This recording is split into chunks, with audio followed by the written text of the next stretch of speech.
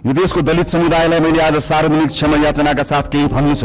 यो सरकार शताब्दीदेखिको विभेदको, अन्यायको, अत्याचारको इतिहाससँग पहिलो पटक सामूहिक र सार्वजनिक माफी माग्दैछ, त्यो पनि यो सदनबाट। हामीलाई जनताले दिएको म्यान्डेट सिंहदरबार चलाउन होइन, सिंहदरबार बदल्न हो। सत्तारूढ दलको सभापतिका रूपमा अब हामीले बोलेर मात्र पुग्दैन।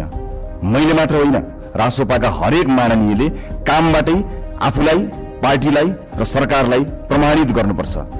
हिजो आफ्नालाई बचाउन र विपक्षीलाई फसाउन कानूनमै संशोधन गरिएको छ र अध्यादेश समेत ल्याइएको छ। त्यस्ता गलत क्रियाकलाप यथाशीघ्र सच्याइने कुरा म यो सम्मानित सदनलाई जानकारी गराउन चाहन्छु। हामीले बदल्न सुरु गरिसकेका छौं। प्रतिपक्ष दलहरूलाई मेरो विनम्र आग्रह छ, हामीमाथि 24 घण्टा निगरानी गरिदिनुहोला। यो संसद बहसको थलो हुनेछ, प्रतिशोधको होइन।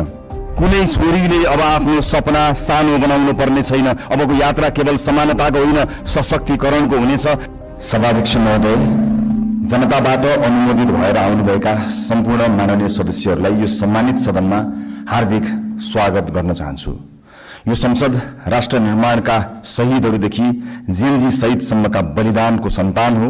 म ती सम्पूर्ण शहीदहरूप्रति शिर झुकाएर श्रद्धापूर्वक श्रद्धाञ्जली अर्पण गर्दछु। नेपाली जनताले यसपटक ऐतिहासिक रेकर्डका साथ राष्ट्रिय स्वतन्त्र पार्टीलाई करिब 2/3 मतादेश दिएका छन्। म जनतालाई आभार मात्र प्रकट गर्दिन, यही रोस्ट्रमबाट प्रतिज्ञा गर्छु, यो मतादेशको गुण हामी जिम्मेवारी पूरा गरेर तिर्नेछौं। यो मतादेशमा जनताको आशा पनि छ, आक्रोश पनि छ। मलाई थाहा छ, हामीले पाएको मत समर्थनको मात्र होइन, परिवर्तनको मत हो।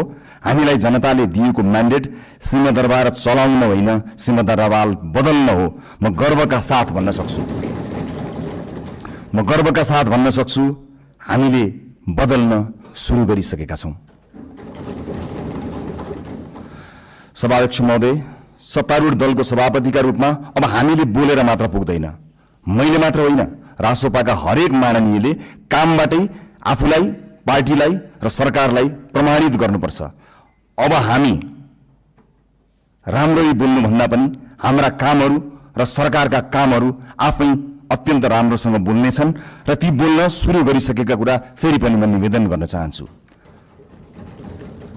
सभाध्यक्ष महोदय, हामीलाई हनीमुन पिरियडको सुविधा पनि चाहिँदैन। हामी दिन गनेर होइन, सेकेन्ड गनेर काम गर्न चाहन्छौं र गर्न सुरु गरिसकेका छौं।